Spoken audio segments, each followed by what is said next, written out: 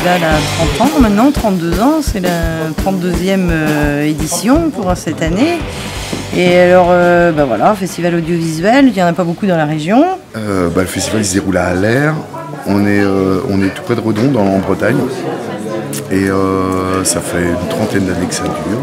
C'est préparé avec tout un collectif de bénévoles qui font la sélection des reportages que l'on diffuse. Les gens ils ont plaisir à organiser des choses pour que les gens viennent découvrir des choses nouvelles, enfin sortir un peu de son train-train quotidien. Laisser la télé de côté et venir et puis festoyer. On est en Bretagne quand même, on est convivial et tout, et puis voilà.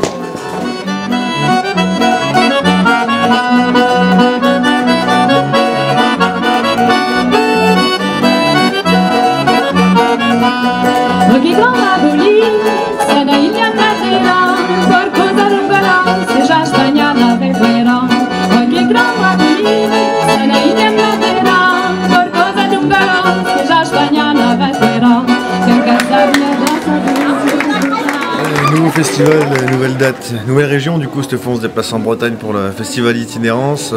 Proposer ce projet qui est né depuis déjà un moment. Ça fait 3 ans qu'on est parti sur ce projet de l'Alchimie de la Cabane.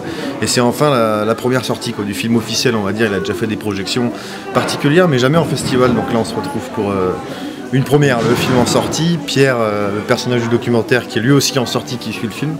Donc pour nous, c'est un bel événement qui se fait, festival Itinérance, en notre présence. Nous on tient le stand, on présente le docu de Pierrot et après sur le papier on présente la Russie. Donc voilà, on essaie de parler avec les gens, il y a plutôt un beau contact, tout le monde s'intéresse au projet de Pierre. Le fait qu'il soit là aussi ça aide à attirer les gens et je pense que c'est vraiment cool, il y a un bon échange, les Bretons sont assez réceptifs. Ça n'a qu'une seule volonté, c'est de créer des connexions entre les gens. Les gens ils viennent dans la salle, ils voient des choses, ils ont tout l'espace ici d'expo pour continuer le voyage, pour te poser des questions. Comment tu as fait pour poser des questions à Pierre sur son quotidien.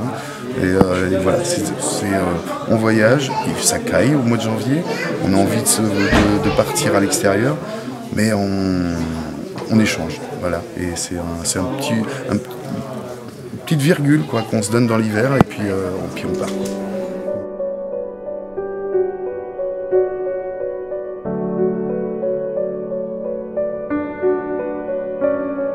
On va dire que moi je suis venu pour répondre aux questions, donner un peu d'épaisseur au film, et ouais, c'est juste génial à vivre, quoi. Surtout quand il y a des retours comme ça. Ouais. C'est un peu les premières et ouais, c'est génial, ça marche, ouais, ça plaît.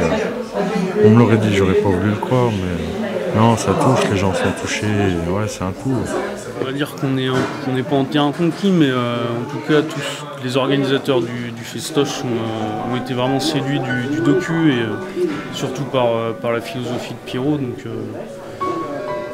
j'espère que le public va accrocher pareil.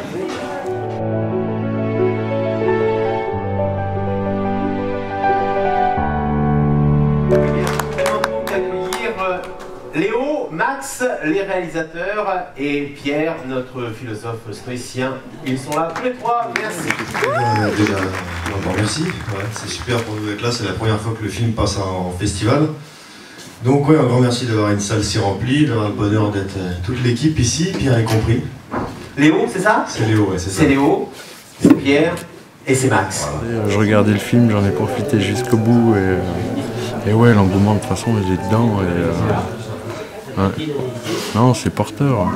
Avec eux, ce qui est intéressant, c'est qu'il y a cet échange à la fin. C'est que, ok, on regarde un film pendant 1 heure, mais derrière, on va discuter ensemble. Et c'est aussi là la plus-value de ce stand, c'est que les gens viennent découvrir, viennent discuter avec nous. Et surtout pour faire vivre les films, quoi. La télévision, c'est un des médias, Internet aussi, mais avant tout, il y a quand même aussi cet esprit festival qui, pour nous, reste, on va dire, le plus humain des médias.